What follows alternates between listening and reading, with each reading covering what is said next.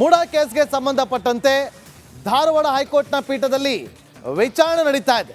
ಇವತ್ತು ಬೆಳಗ್ಗೆ 10:30ರಿಂದ ವಿಚಾರಣೆ ಆರಂಭ ಆಗಿದ್ದು ಈಗ ದೇವರಾಜ್ ಪರ ವಕೀಲರು ವಾದವನ್ನು ಮಂಡಿಸ್ತಾ ಇದ್ದಾರೆ.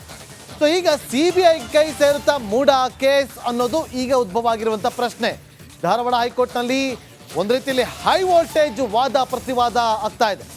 ಸ್ನೇಹಮಯಿ ಕೃಷ್ಣ ಪರ ವಕೀಲರಾಗಿರುವಂಥ ಮಣಿಂದರ್ ಸಿಂಗ್ ಅವರು ಸುಮಾರು 1 ಗಂಟೆ ಕಾಲ ಪ್ರಬಲವಾಗಿ ವಾದವನ್ನು ಮಂಡಿಸಿದ್ರು. ಅದಾದ ಬಳಿಕ ಸರ್ಕಾರದ ಪರ ವಕೀಲರು ಒಂದು ರಿಕ್ವೆಸ್ಟ್ ಅನ್ನು ಮಾಡ್ಕೊಳ್ತಾರೆ, ಆದರೆ ಅದಕ್ಕೆ ಅನುಮತಿಯನ್ನು ಕೊಡೋದಿಲ್ಲ. ತಕ್ಷಣ ದೇವರಾಜ್ ಪರ ವಕೀಲರು ಈಗ ದುಷ್ಯಂತ್ ದಾವೆ ಅವರು ವಾದವನ್ನು ಮುಂದುವರಿಸ್ತಿದ್ದಾರೆ. ಹೈ ವೋಲ್ಟೇಜ್ ವಾದ ಪ್ರತಿವಾದ ನಡೀತಾ ಇದೆ. ಇಂಚಿಂಚು ಮಾಹಿತಿಯನ್ನು ಕೂಡ ನಾವು ಕೊಡ್ತಾ ಇದ್ದೀವಿ. ಕೋರ್ಟ್ನ ಒಳಗಡೆ ಏನೆಲ್ಲ ವಾದ ಪ್ರತಿವಾದ ನಡೀತಾ ಇದೆ ಅನ್ನೋದನ್ನು ನೋಡಿ. ಇಲ್ಲಿ ಮತ್ತೊಮ್ಮೆ ಹೇಳ್ತೀನಿ, ಸ್ನೇಹಮಯಿ ಕೃಷ್ಣ ಪರ ವಕೀಲರಾಗಿರುವಂಥ ಮಣಿಂದರ್ ಅವರ ವಾದ ಇಷ್ಟೇ ಆಗಿತ್ತು. ಅತ್ಯುನ್ನತ ಸ್ಥಾನದಲ್ಲಿದ್ದಾರೆ ಸಿದ್ದರಾಮಯ್ಯ ಅವರು. ಸುಪ್ರೀಂ ಕೋರ್ಟ್ನ ಆದೇಶ ಇದೆ, ಅತ್ಯುನ್ನತ ಸ್ಥಾನದಲ್ಲಿದ್ದಂಥವರ ವಿಚಾರಣೆಯನ್ನು ತನಿಖೆಯನ್ನು ಸ್ಥಳೀಯ ಸಂಸ್ಥೆಗಳು ಮಾಡಬಾರ್ದು, ಕೇಂದ್ರ ಸಂಸ್ಥೆ ಮಾಡಬೇಕು ಅಂತೇಳಿ. ಹಾಗಾಗಿ ಇದನ್ನು CBIಗೆ ಕೊಡಿ ಅಂತೇಳಿ ಅವರು ವಾದವನ್ನು ಮಂಡಿಸ್ತಾರೆ. ಆಗ ಅವರು ವಾದವನ್ನು ಮಾಡಿ ಮುಗಿಸಿದ ಬಳಿಕ ಸರ್ಕಾರಿ ಪರ ವಕೀಲರು ನಮಗೆ ಕಾಲಾವಕಾಶ ಬೇಕು, ಲೀಗಲಿ ಸಬ್ಮಿಷನ್ ಮಾಡೋದಕ್ಕೆ ಅಂದಾಗ ನ್ಯಾಯಮೂರ್ತಿಗಳು ಹೇಳ್ತಾರೆ, ಇಲ್ಲ, ಲೀಗಲಿ ಸಬ್ಮಿಷನ್ ಮಾಡೋದಕ್ಕೆ ಏಕ್ರೆ ಟೈಮ್ ಬೇಕು ಅಂತೇಳಿ ಕೇಳ್ತಾರೆ. ಇವತ್ತು ಇತ್ಯರ್ಥ ಆಗಬೇಕು, ಇದನ್ನು ಮಾಡಲೇಬೇಕು ಅಂತೇಳಿ ನ್ಯಾಯಮೂರ್ತಿಗಳು ತಿಳಿಸ್ತಾರೆ. ಅದಾದ ಬಳಿಕ ದೇವರಾಜ್ ಪರ ವಕೀಲರು ದುಷ್ಯಂತ್ ದಾವೆ ಅವರು ತಮ್ಮ ಪ್ರತಿವಾದವನ್ನು ಮುಂದುವರಿಸ್ತಾರೆ. ನೋಡಿ, ಇಲ್ಲಿ ಅರ್ಜಿಯನ್ನು ವಜಾಗೊಳಿಸೋದಕ್ಕೆ ಸಾಕಷ್ಟು ಗ್ರೌಂಡ್ಸ್ಗಳಿದೆ. ದೂರುದಾರರು ಸಾಕಷ್ಟು ವಿಚಾರಗಳನ್ನು ಇಲ್ಲಿ ಮರೆಮಾಚಿದ್ದಾರೆ. ಲೋಕಾಯುಕ್ತ ತನಿಖೆ ಬಗ್ಗೆ ನಮಗೆ ವಿಶ್ವಾಸ ಇದೆ ಅಂತ ಹೇಳಿದ್ರು, ಅವರು ದೂರಿನಲ್ಲಿ ಉಲ್ಲೇಖ ಮಾಡಿದ್ದಾರೆ. ಇಲ್ಲಿ ಅವ್ರಿಗೆ ಎಲ್ಲೂ ಕೂಡ CBI ತನಿಖೆ ಆಗಬೇಕು ಅಂತೇಳಿ ಉಲ್ಲೇಖ ಮಾಡೇ ಇಲ್ಲ. ಈಗ ಅವರು CBIಗೆ ತನಿಖೆ ಕೊಡಿ ಅಂತೇಳಿ ಅರ್ಜಿಯನ್ನು ಸಲ್ಲಿಸಿದ್ದಾರೆ. ಇದು ಸರಿ ಇಲ್ಲ ಅಂತೇಳಿ ಇದನ್ನು ಆರಾಮಾಗಿ ಅರ್ಜಿ ವಜಾಗೊಳಿಸ್ಬೋದು ಅಂತೇಳಿ ದುಷ್ಯಂತ್ ದಾವೆ ಅವರು ಪ್ರತಿವಾದವನ್ನು ಮಂಡಿಸ್ತಾ ಇದ್ದಾರೆ. ಮೂಡಾ ಕೇಸ್ಗೆ ಸಂಬಂಧಪಟ್ಟಂತೆ ಧಾರವಾಡ ಹೈಕೋರ್ಟ್ನ ಪೀಠದಲ್ಲಿ ವಿಚಾರಣೆ ನಡೀತಾ ಇದೆ. ಇವತ್ತು ಬೆಳಗ್ಗೆ 10:30ರಿಂದ ವಿಚಾರಣೆ ಆರಂಭ ಆಗಿದ್ದು ಈಗ ದೇವರಾಜ್ ಪರ ವಕೀಲರು ವಾದವನ್ನು ಮಂಡಿಸ್ತಾ ಇದ್ದಾರೆ. ಸೊ ಈಗ CBI ಕೈ ಸೇರುತ್ತಾ ಮೂಡಾ ಕೇಸ್ ಅನ್ನೋದು ಈಗ ಉದ್ಭವ ಆಗಿರುವಂಥ ಪ್ರಶ್ನೆ. ಧಾರವಾಡ ಹೈಕೋರ್ಟ್ನಲ್ಲಿ ಒಂದು ರೀತಿಯಲ್ಲಿ ಹೈ ವೋಲ್ಟೇಜ್ ವಾದ ಪ್ರತಿವಾದ ಆಗ್ತಾ ಇದೆ.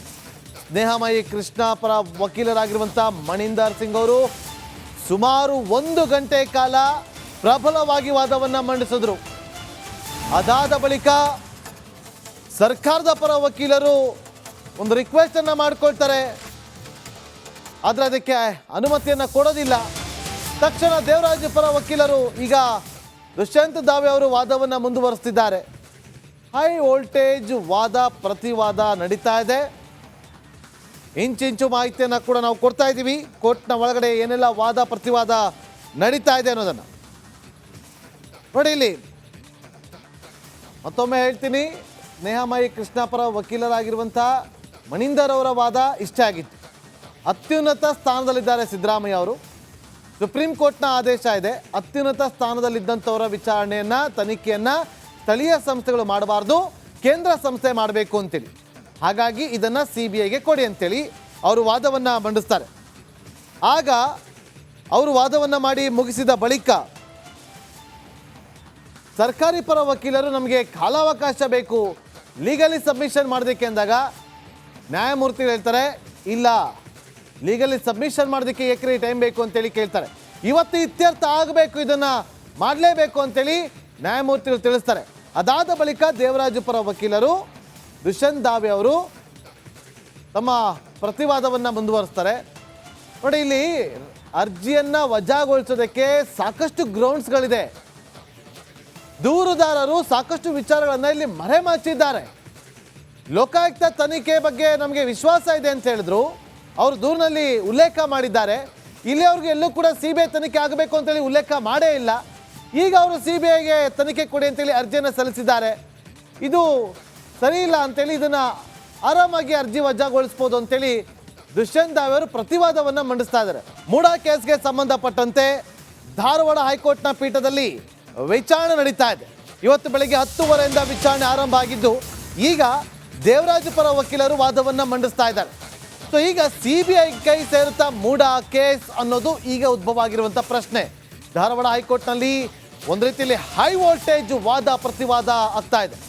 ಸ್ನೇಹಮಯಿ ಕೃಷ್ಣ ಪರ ವಕೀಲರಾಗಿರುವಂಥ ಮಣಿಂದರ್ ಸಿಂಗ್ ಅವರು ಸುಮಾರು 1 ಗಂಟೆ ಕಾಲ ಪ್ರಬಲವಾಗಿ ವಾದವನ್ನು ಮಂಡಿಸಿದ್ರು.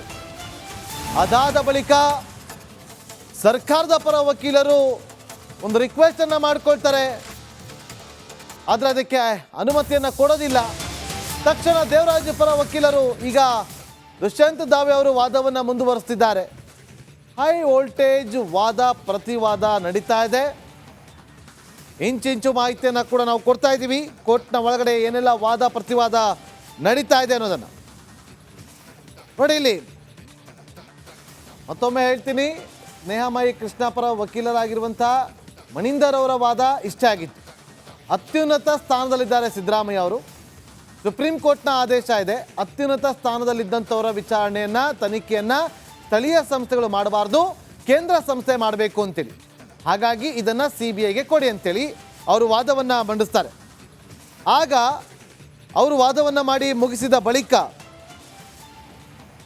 ಸರ್ಕಾರಿ ಪರ ವಕೀಲರು ನಮಗೆ ಕಾಲಾವಕಾಶ ಬೇಕು, ಲೀಗಲಿ ಸಬ್ಮಿಷನ್ ಮಾಡೋದಕ್ಕೆ ಅಂದಾಗ ನ್ಯಾಯಮೂರ್ತಿಗಳು ಹೇಳ್ತಾರೆ, ಇಲ್ಲ, ಲೀಗಲಿ ಸಬ್ಮಿಷನ್ ಮಾಡೋದಕ್ಕೆ ಎಕರೆ ಟೈಮ್ ಬೇಕು ಅಂತೇಳಿ ಕೇಳ್ತಾರೆ. ಇವತ್ತು ಇತ್ಯರ್ಥ ಆಗಬೇಕು, ಇದನ್ನು ಮಾಡಲೇಬೇಕು ಅಂತೇಳಿ ನ್ಯಾಯಮೂರ್ತಿಗಳು ತಿಳಿಸ್ತಾರೆ. ಅದಾದ ಬಳಿಕ ದೇವರಾಜ್ ಪರ ವಕೀಲರು ದುಷ್ಯಂತ್ ದಾವೆ ಅವರು ತಮ್ಮ ಪ್ರತಿವಾದವನ್ನು ಮುಂದುವರಿಸ್ತಾರೆ. ನೋಡಿ, ಇಲ್ಲಿ ಅರ್ಜಿಯನ್ನು ವಜಾಗೊಳಿಸೋದಕ್ಕೆ ಸಾಕಷ್ಟು ಗ್ರೌಂಡ್ಸ್ಗಳಿದೆ. ದೂರುದಾರರು ಸಾಕಷ್ಟು ವಿಚಾರಗಳನ್ನು ಇಲ್ಲಿ ಮರೆಮಾಚಿದ್ದಾರೆ. ಲೋಕಾಯುಕ್ತ ತನಿಖೆ ಬಗ್ಗೆ ನಮಗೆ ವಿಶ್ವಾಸ ಇದೆ ಅಂತ ಹೇಳಿದ್ರು. ಅವರು ದೂರಿನಲ್ಲಿ ಉಲ್ಲೇಖ ಮಾಡಿದ್ದಾರೆ. ಇಲ್ಲಿಯವ್ರಿಗೆ ಎಲ್ಲೂ ಕೂಡ CBI ತನಿಖೆ ಆಗಬೇಕು ಅಂತೇಳಿ ಉಲ್ಲೇಖ ಮಾಡೇ ಇಲ್ಲ. ಈಗ ಅವರು CBIಗೆ ತನಿಖೆ ಕೊಡಿ ಅಂತೇಳಿ ಅರ್ಜಿಯನ್ನು ಸಲ್ಲಿಸಿದ್ದಾರೆ. ಇದು ಸರಿ ಇಲ್ಲ ಅಂತೇಳಿ ಇದನ್ನು ಆರಾಮಾಗಿ ಅರ್ಜಿ ವಜಾಗೊಳಿಸ್ಬೋದು ಅಂತೇಳಿ ದುಷ್ಯಂತ್ ದಾವೆ ಅವರು ಪ್ರತಿವಾದವನ್ನು ಮಂಡಿಸ್ತಾ ಇದ್ದಾರೆ. ಮೂಡ ಕೇಸ್ಗೆ ಸಂಬಂಧಪಟ್ಟಂತೆ ಧಾರವಾಡ ಹೈಕೋರ್ಟ್ನ ಪೀಠದಲ್ಲಿ ವಿಚಾರಣೆ ನಡೀತಾ ಇದೆ. ಇವತ್ತು ಬೆಳಗ್ಗೆ 10:30 ವಿಚಾರಣೆ ಆರಂಭ ಆಗಿದ್ದು ಈಗ ದೇವರಾಜ್ ಪರ ವಕೀಲರು ವಾದವನ್ನು ಮಂಡಿಸ್ತಾ ಇದ್ದಾರೆ. ಸೊ ಈಗ CBI ಕೈ ಸೇರುತ್ತಾ ಮೂಡ ಕೇಸ್ ಅನ್ನೋದು ಈಗ ಉದ್ಭವ ಆಗಿರುವಂಥ ಪ್ರಶ್ನೆ. ಧಾರವಾಡ ಹೈಕೋರ್ಟ್ನಲ್ಲಿ ಒಂದು ರೀತಿಯಲ್ಲಿ ಹೈ ವೋಲ್ಟೇಜ್ ವಾದ ಪ್ರತಿವಾದ ಆಗ್ತಾ ಇದೆ. ಸ್ನೇಹಮಯಿ ಕೃಷ್ಣ ಪರ ವಕೀಲರಾಗಿರುವಂಥ ಮಣಿಂದರ್ ಸಿಂಗ್ ಅವರು ಸುಮಾರು 1 ಗಂಟೆ ಕಾಲ ಪ್ರಬಲವಾಗಿ ವಾದವನ್ನು ಮಂಡಿಸಿದ್ರು. ಅದಾದ ಬಳಿಕ ಸರ್ಕಾರದ ಪರ ವಕೀಲರು ಒಂದು ರಿಕ್ವೆಸ್ಟ್ ಅನ್ನು ಮಾಡ್ಕೊಳ್ತಾರೆ, ಆದರೆ ಅದಕ್ಕೆ ಅನುಮತಿಯನ್ನು ಕೊಡೋದಿಲ್ಲ. ತಕ್ಷಣ ದೇವರಾಜ್ ಪರ ವಕೀಲರು ಈಗ ದುಷ್ಯಂತ್ ದಾವೆ ಅವರು ವಾದವನ್ನು ಮುಂದುವರಿಸ್ತಿದ್ದಾರೆ. ಹೈ ವೋಲ್ಟೇಜ್ ವಾದ ಪ್ರತಿವಾದ ನಡೀತಾ ಇದೆ. ಇಂಚಿಂಚು ಮಾಹಿತಿಯನ್ನು ಕೂಡ ನಾವು ಕೊಡ್ತಾ ಇದ್ದೀವಿ. ಕೋರ್ಟ್ನ